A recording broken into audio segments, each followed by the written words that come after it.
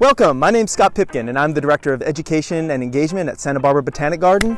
Today we are going to talk about butterflies and how to create an attractive garden that provides nectar and larval food sources for butterflies throughout the year in California's Central Coast. So if you have questions about bringing butterflies to your yard, your neighborhood, your schoolyard, you're in the right place. So you might be asking yourself, why native plants to support butterflies? The answer's simple. It's because native plants support the web of life. In fact, here in California, a coast live oak tree can support up to 600 species of butterfly and moth caterpillars. If you compare that with a non-native ginkgo tree or a eucalyptus tree, they only support 10 or 15 species of caterpillar. So our native plants like coast live oaks, Catalina cherry, and willows support hundreds of species of butterflies and moths as caterpillars. And as you may know, with the case of monarch butterflies, these butterflies and moths really need specific plants in their larval stage as caterpillars. And in that way, these native plants are supporting the entire web of life, because you know what eats caterpillars? Birds. If you want to attract more birds to your yard, attracting caterpillars and butterflies is the first step to having that healthy habitat in your neighborhood. So what butterflies can you expect to attract in your yard? I think most of us know about the monarch butterfly, which uses this part of the Central Coast as a major overwintering habitat.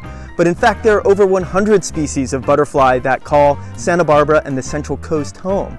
That includes the monarch butterfly, western tiger swallowtail, the common buckeye, all kinds of blues, hairstreaks, and all kinds of other amazing, colorful, beautiful, fluttering butterflies in your yard. So now let's talk about 5 great California native plants for your Central Coast butterfly garden. The first one is narrowleaf milkweed, Asclepias fascicularis. This is the classic monarch butterfly larval host plant. If monarch butterflies don't have milkweed, they don't have caterpillars, they don't turn into the beautiful butterflies that overwinter on the coast. This plant goes dormant in the winter time, so you don't have to worry about the same parasites that the tropical milkweed attracts. But one thing to know is that not every coastal location is suitable for narrowleaf milkweed, so check some of our online resources before you start planting along the Central Coast. The next great butterfly plant is California buckwheat, Eriogonum fasciculatum. This plant is a fantastic shrub that grows throughout California.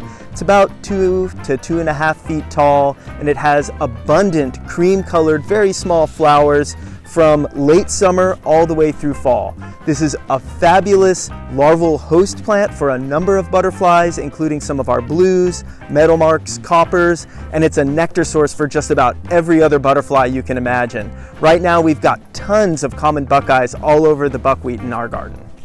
Our next plant is Catalina cherry, Prunus ilicifolia subspecies lioni.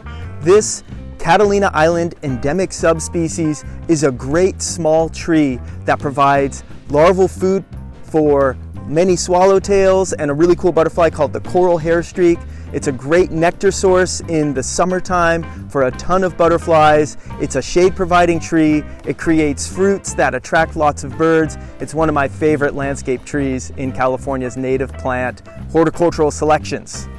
So now let's talk about a really great ground cover for butterflies, and that is the seaside daisy, Erigeron glaucus. This plant is primarily a nectar source. Its beautiful little purple inflorescences are adored by a wide variety of butterflies, including the painted lady, another great migratory species. Now I'd like to talk to you about hummingbird sage. This is perennially one of the favorite native plants for California coastal gardens. It's also great for butterflies. In particular, if you want to bring those tiger swallowtails in for nectar, hummingbird sage is a great plant. Another low-growing little basal rosette of fragrant leaves, and it'll put up an inflorescence with beautiful red magenta flowers in the spring. So what are some of the design principles you should use to design and create a butterfly haven in your yard? Well, one principle you should really think about is massing. creating clusters of these plants, particularly if you want to bring in some of those larval food plants. Just think about the fact that one milkweed plant probably isn't even going to feed one caterpillar. You're going to need dozens of plants, masses of these plants, to support that life stage of that species. And also, when you cluster your plants, that means you have more blooms, so that's more butterflies nectaring.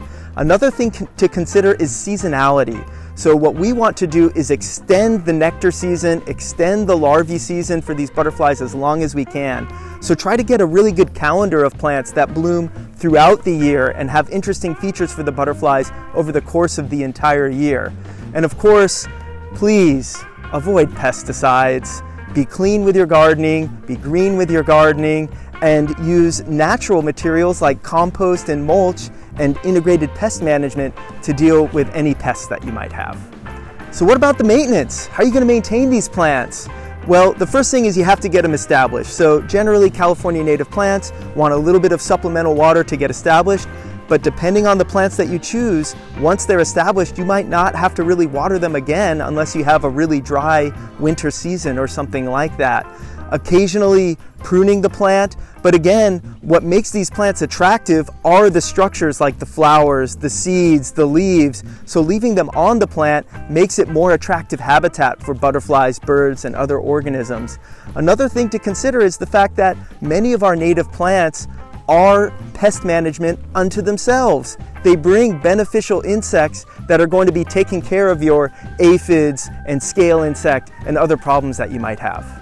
So remember, native plants support the web of life. And if you start planting native plants in your yard, there's no telling what kinds of amazing native organisms you're going to attract.